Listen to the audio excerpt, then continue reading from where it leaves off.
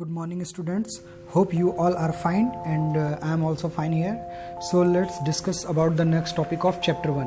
पिछले सेशन में हमने पढ़ा था ओवरकमिंग द बैरियर्स, यानी कि जो बैरियर्स होते हैं उनसे हम ओवरकम कैसे कर सकते हैं, और इसी में मैंने आपको बताया था कि हम आगे चल के स्वॉट एनालिसिस के बारे में पढ़ेंगे, जिसमें कि हम अलग अलग चीज़ों को देखेंगे। तो चलिए स्टार्ट करते हैं। स्वॉट एनालिसिस जो है वो एक तरह का ऐसा एनालिसिस है जिसमें हम अपने स्ट्रेंथ, वीकनेस, अपॉर्चुनिटीज और थ्रेट्स को एनालाइज करते हैं। तो सबसे पहले आते हैं हम एस फॉर स्ट्रेंथ होता है, जो कि डिनोट करता है कि हर पर्सनालिटी या हर किसी के अंदर, स्पेसिफिक पर्सन के अंदर कुछ ना कुछ स्ट्रेंथ्स होते हैं।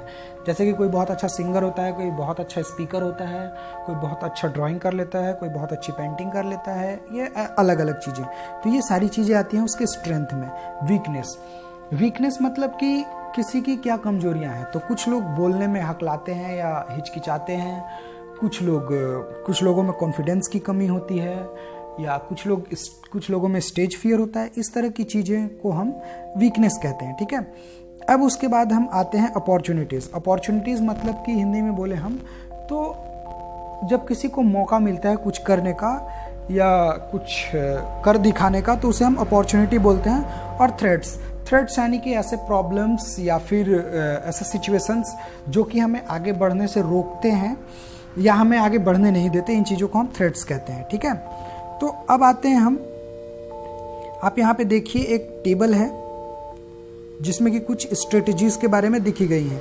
पैरामीटर पहला है अपॉर्चुनिटी, इसमें दो तरह के होते हैं।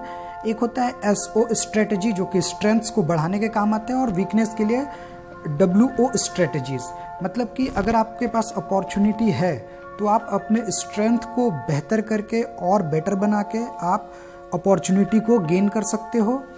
और WO स्ट्रेटजी के अकॉर्डिंग अगर आपको कोई अपॉर्चुनिटी मिल रहा है तो आप अपने वीकनेस को दूर हटा के आप उस अपॉर्चुनिटी को गेन कर सकते हो या अचीव कर सकते हो। दूसरा है थ्रेट्स, तो ST स्ट्रेटजी, अगर कोई थ्रेट आता है आपको आगे बढ़ने में तो आप अपने स्ट्रेंथ्स के हेल्प से उस थ्रेट्स को अलग करके आप अपॉर्चुनिटी को अचीव कर सकते हो। और दूसरा, अपने वीकनेस को हटाकर आप उस थ्रेट को दूर करके आप उस अपॉर्चुनिटी को अचीव कर सकते हो। तो इन्हीं सभी चीज़ों के बारे में हम पढ़ते हैं स्वॉट एनालिसिस के बारे में, ठीक है। बेसिकली कुछ नहीं है स्वॉट एनालिसिस, फिर से एक बार देख लेते हैं। एस फॉर स्ट्रेंथ, यानी कि आपकी जो स्ट्रेंथ है उसको आप और बेहतर बनाओ, उसको आप पहचानो। वीकनेस मीन्स आपकी जो कमजोरियां हैं उनको आप दूर करो और अपने पर्सनैलिटी को बेटर बनाओ। उसके बाद जो भी अपॉर्चुनिटी आपको मिल रही है, आप या तो SO स्ट्रेटजी या WO स्ट्रेटजी के थ्रू अपने वीकनेस को दूर करो, स्ट्रेंथ को बढ़ाओ और उस अपॉर्चुनिटी को अचीव करो। या फिर थ्रेट का मतलब होता है किसी भी काम को करने में जो समस्याएं होती हैं, तो आप उन समस्याओं को भी दो तरीके से दूर कर सकते हो। अपने स्ट्रेंथ का हेल्प लो और उस समस्या को दूर करो, या फिर जो आपकी वीकनेस की वजह से अगर कोई थ्रेट्स आ रहा है तो पहले आप अपने वीकनेस को हटाओ, वो थ्रेट्स ऑटोमेटिकली दूर हो जाएंगी, ठीक है। अब यहाँ पे आप देखिए SO strategy, pursue opportunities that are a good fit to the company's strength, यानी कि जो स्ट्रेंथ अपॉर्चुनिटी स्ट्रेटजी होता है ये उन अपॉर्चुनिटीज को डिनोट करता है जो कि अगर आप किसी कंपनी को ज्वाइन करना चाहते हो तो आप इस स्ट्रेटजी को अचीव करके वहाँ पे जा सकते हो। WO strategy help to overcome weakness to the pursue opportunities, ठीक है। अब ये जो है WO स्ट्रेटजी, ये आप अपनी कमजोरियों को दूर करके आप अपॉर्चुनिटी को परस्यू कर सकते हो। ST strategy identify ways in which strength may be use to overcome the threats, जैसा कि मैंने बताया कि आपके जो भी स्ट्रेंथ है उसके हेल्प से आप थ्रेट्स को दूर करो और अपॉर्चुनिटी को परस्यू कर सकते हो। और उसके बाद नेक्स्ट है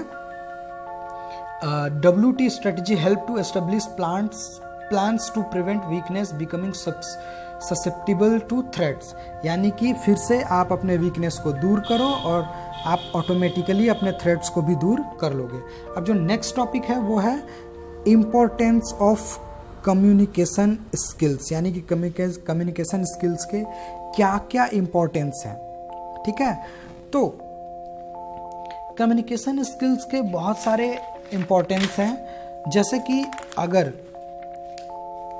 अगर आप किसी से बात करना चाहते हो और आपके पास अच्छे कम्युनिकेशन स्किल्स नहीं हैं तो आप अपनी बातों को उसके सामने अच्छे से रख नहीं पाओगे। दूसरी चीज़, अगर आप किसी ऑर्गेनाइजेशन को ज्वाइन करना चाहते हो या फिर एक बिजनेस डीलर बनना चाहते हो या कोई मीटिंग डील करना चाहते हो, तो उसके लिए भी जरूरी है कि आपकी कम्युनिकेशन स्किल्स बहुत अच्छी हो। उसके अलावा लाइफ के हर सेक्टर में ये जो कम्युनिकेशन स्किल होता है ये आपको आगे बढ़ने में हेल्प करता है। बिना अच्छे कम्युनिकेशन स्किल्स के आप किसी भी मार्केट में अपने पैर जमा नहीं सकते। तो किसी भी तरह के बिजनेस को करने के लिए या खुद की पर्सनालिटी को डेवलप करने के लिए कम्युनिकेशन स्किल्स मस्ट है। इस पे आपको काम करना ही पड़ेगा। अब आते हैं हम अगले पॉइंट पे, जो कि है मेथड ऑफ कम्युनिकेशन, यानी कि हम कम्युनिकेट कैसे कर सकते हैं एक दूसरे से। तो पहला है on the basis of channel use. Channel, या यहाँ पे आप चैनल से मतलब है मीडियम, तो आप मीडियम यूज करके कैसे आप कम्युनिकेट कर सकते हो। तो पहला है इसमें फॉर्मल यानी कि आप कैसे किसी से पोलाइटली बिल्कुल अच्छे वर्ड्स का यूज करके कैसे बात कर सकते हो। तो देखो, ये बेसिकली बिजनेस फील्ड में या फिर कंपनी में या फिर ऑफिसेज में यूज होता है, जहां आपको प्रॉपर एक क्राइटेरिया फॉलो करना पड़ता है, प्रॉपर कोड फॉलो करना पड़ता है, प्रॉपर वर्ड्स को यूज करना पड़ता है। उसके अलावा आप कुछ भी दूसरा चीज़ यूज नहीं कर सकते, आप कुछ भी नहीं बोल सकते। तो इस तरह के कम्युनिकेशन को हम बोलते हैं फॉर्मल कम्युनिकेशन। अब जो दूसरा है इनफॉर्मल कम्युनिकेशन, ये बेसिकली हम इसको अपने डेली लाइफ में यूज करते हैं, चाहे अपने मम्मी पापा से बात करें या चाहे अपने फ्रेंड से बात करें। हम कभी भी उनसे एक प्रॉपर सीक्वेंस में, एक प्रॉपर सिस्टमेटिक वे से बात नहीं करते। हमारे मुंह में जो भी आता है, हम जो भी कहना चाहते हैं हम बोल देते हैं। हम ये नहीं सोचते कि क्या सही है क्या गलत है। तो इस तरह के कम्युनिकेशन को हम इनफॉर्मल कम्युनिकेशन बोलते हैं। आप एक बार फिर से देख लीजिए, फॉर्मल कम्युनिकेशन मतलब जो कि ऑफिसेज में या फिर बिजनेस फील्ड में या कंपनीज में यूज होती है, उसे हम फॉर्मल कम्युनिकेशन कहते हैं। और इनफॉर्मल कम्युनिकेशन मतलब जो हम अपने फ्रेंड से, दोस्त से, कलीग से या घर में बात करते हैं, उसे हम इनफॉर्मल कम्युनिकेशन के अंदर रख सकते हैं। अब दूसरा है on the basis of direction, यानी कि डायरेक्शन के थ्रू कितने तरह के कम्युनिकेशन होते हैं। तो अपवर्ड कम्युनिकेशन जो सबसे पहला है इसमें, वो है अपवर्ड कम्युनिकेशन। अपवर्ड कम्युनिकेशन का मतलब होता है कि नीचे से ऊपर की ओर, यानी कि जब कोई लोअर कैटेगरी का एम्प्लॉय अपने बॉस को या फिर मैनेजर को या फिर एचआर मैनेजर को या फिर डायरेक्टर को कोई भी चीज़ कहना चाहता है या एक्सप्रेस करता है, तो इसे हम अपवर्ड कम्युनिकेशन का एग्जाम्पल मानते हैं। अगर हम हिंदी में बात करें तो अपने से ऊपर के किसी भी ऑफिसर से या किसी भी आदमी से जब हम कम्युनिकेट करते हैं तो उसे हम अपवर्ड कम्युनिकेशन के अंतर्गत रखते हैं। दूसरा है हॉरिजॉन्टल, ठीक है, सॉरी दूसरा हॉरिजॉन्टल नहीं है, दूसरा है डाउनवर्ड। डाउनवर्ड का मतलब कि जब कोई बड़ा अधिकारी, एचआर मैनेजर, डायरेक्टर या फिर बॉस जब अपने कलीग से, एम्प्लॉयज से, बेसिकली एम्प्लॉयज से जब वो बात करता है, जो उसके अंडर में वर्क करते हैं, तो इसे हम डाउनवर्ड कम्युनिकेशन के अंडर में रखते हैं, ठीक है। अब तीसरा है हॉरिजॉन्टल कम्युनिकेशन। हॉरिजॉन्टल कम्युनिकेशन का मतलब है कि जब एम्प्लॉय जो कि सेम लेवल पे वर्क करते हैं, ये जब एक दूसरे से बात करते हैं तो इसे हम हॉरिजॉन्टल कम्युनिकेशन कहते हैं। जैसे कि मान लो अगर आप सारे के सारे स्टूडेंट क्लास 9th में पढ़ रहे हो और एक दूसरे से डिस्कशन कर रहे हो, तो ये एग्जांपल है हॉरिजॉन्टल कम्युनिकेशन का। अब आप सोचो यहाँ पे वर्टिकल कम्युनिकेशन है, तो वर्टिकल कम्युनिकेशन आपके बुक में नहीं है। क्यों नहीं है मैं बताता हूँ, क्योंकि वर्टिकल कम्युनिकेशन का ही ये दोनों टाइप है, ठीक है। जब ऊपर का अधिकारी नीचे वाले से बात करता है या ऊपर का ऑफिसर नीचे के ऑफिसर से बात करता है तो वो अपवर्ड हो जाता है, और जब नीचे के एम्प्लॉय अपर पोजीशन ऑफिसर से बात करते हैं तो ये डाउनवर्ड हो जाता है, ठीक है। तो ये दोनों जो हैं ये वर्टिकल के ही एग्जाम्पल हैं, इसलिए ये आपके बुक में नहीं दिया हुआ है। अब उसके बाद दिया हुआ है डायगोनल, यानी कि जब इसका एग्जाम्पल बताता हूँ मैं आपको। जैसे कि आप अपने स्कूल में पढ़ते हो तो सारे के सारे आप क्या हो, स्टूडेंट्स हो, ठीक है।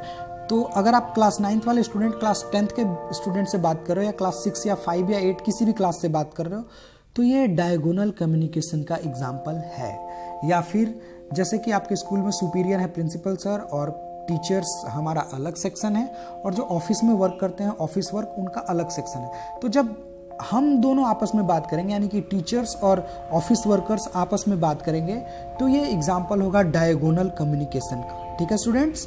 अब आते हैं हम आगे, on the basis of means used, यानी कि जितने भी तरह के मीन्स यूज किए जाते हैं उसके बेस पे कम्युनिकेशन कितने तरह के हो सकते हैं। तो पहला है वर्बल, यानी कि जब हम वर्ड्स के थ्रू अपने आप को एक्सप्रेस करते हैं तो इसे हम कहते हैं वर्बल कम्युनिकेशन। ठीक है स्टूडेंट्स। अब उसके बाद आता है नॉन वर्बल। तो जब हम सिंबल्स को यूज करते हैं या इशारों में बातें करते हैं तो उसे हम बोलते हैं नॉन वर्बल कम्युनिकेशन। अब उसके बाद तीसरा है रिटन।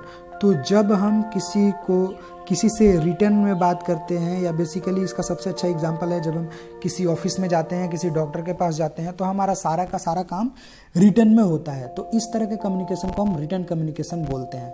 और विजुअल कम्युनिकेशन का बेस्ट एग्जांपल है, जैसे मैं अभी आपको जो ऑनलाइन पढ़ा रहा हूँ, ये विजुअल कम्युनिकेशन का ही एग्जांपल है। या फिर ऐसे बहुत सारी चीज़ें जहाँ पे आप ऑनलाइन किसी से बात करो, या ऑनलाइन मीटिंग्स रखा जाता है, ऑनलाइन डिस्कशन होता है, ये सारी चीज़ें विजुअल कम्युनिकेशन के अंडर में आती हैं। ठीक है स्टूडेंट्स।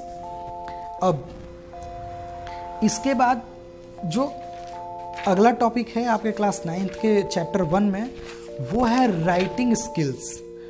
और राइटिंग स्किल्स के अलावा एक और चीज़ है पर्सपेक्टिव ऑफ कम्युनिकेशन।